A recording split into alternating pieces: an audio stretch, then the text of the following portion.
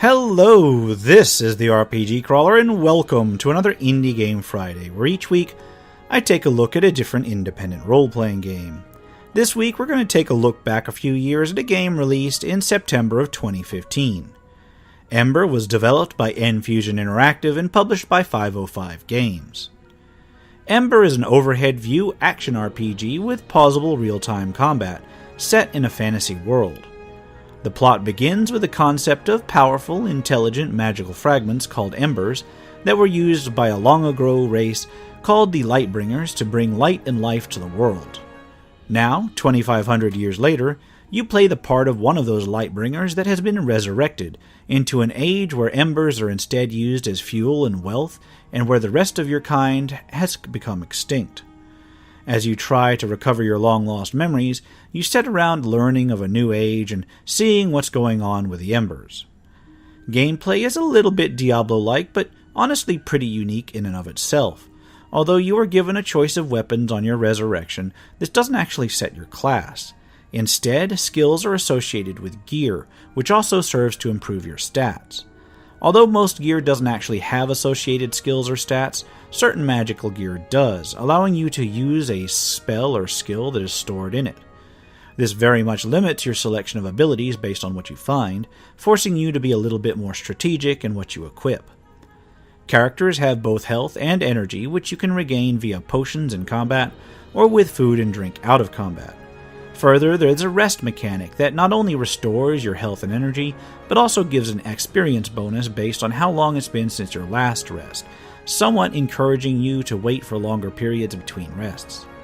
You can get NPCs into your party and they act on their own for the most part, although you can pause the game and directly tell them to use certain skills, target certain enemies, or feed them potions. After killing enemies, you get a certain number of experience points, which eventually lets you level up. As this is a classless game, every level up simply allows you to distribute attribute points amongst the 4 existing attributes, allowing you to tweak your character's abilities. Between this function and the ability boost that certain gear gives, it can allow for a fair degree of customization. And although any character can wear any gear that their abilities qualify them for, the fact that different gear offers bonuses to different abilities and different skill usage will tend to suggest certain gear layouts to mimic what other games would consider certain archetypes or classes. While comparisons have been made to Diablo as far as the viewpoint and the combat goes, it's not quite such a clickfest, since once your characters attack, they will keep doing so without requiring more micromanagement, although at any time you can pause the game to issue new commands or the like. Individual combats are also somewhat challenging, at least at first, and this difficulty can be adjusted. There is a crafting system in which you can acquire certain objects during exploration and combine them in an appropriate crafting station to make new items. The most immediately useful of these is the cooking system, which allows for the creation of foods that can be used to heal between battles. Later on, though, entire weapons can be crafted as well. The maps themselves are fairly large, and while they simply progress from area to area usually, they often have nooks and crannies with optional fights and treasure that can be scouted out if you go off the beaten path. There's also a fair number of NPCs, both quest-involved and otherwise, in which you can engage in conversation, and different conversation options can make for changes in the overall path of play. But honestly, there are far more in-depth games out there if you're looking for really involved quests. Overall, the gameplay is relatively simple and easy to get used to, not quite lining up with most games I've seen, although certainly evoking a combination of the classics. Graphically, the game isn't half bad, with a consistent, colorful art style, although some of the pre-rendered scenes seem to be a little bit jittery or laggy to me. I'm not sure if it's just my setup or whether the game itself is just unoptimized. The music is passable, but again, the opening cutscene was dead silent for me, not sure if it was just a one-time bug or whether it was intentional. Finally, the interface is clunky at best. Whether the user interface, or clicking and dragging on things, or simply interacting with the world, everything just seems a little bit awkward.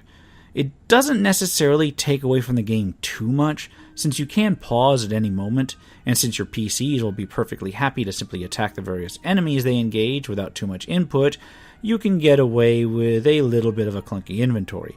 But it can be very annoying when you accidentally start dragging the map around simply because you didn't click fast enough, or clicked too fast while trying to drag something else, or whatever. Furthermore, the various menus are on the ugly and clunky side as well, making crafting, selling, or even just using items a little bit more aggravating than it should be. Overall, however, Ember is not a half-bad little game, and there are certainly worse ones for the price range. I personally got it during a Steam sale, and I can honestly highly recommend it if you can get it for a hefty discount. But even at the basic price, I think it provides enough playtime and is well enough put together that it feels it would be worth it, at least for me. And on that note, I'll leave it at that. The link will be in the description below as always. This has been the RPG Crawler with Indie Game Friday Ember. If you like what you've seen, remember to leave a like, comment if you got any feedback, and subscribe for more RPG content, both tabletop and computer. If you're feeling particularly generous, I do have a Patreon at patreon.com/rpgcrawler that is used to support the channel and to continue reviews like this. Until next time, take care and goodbye.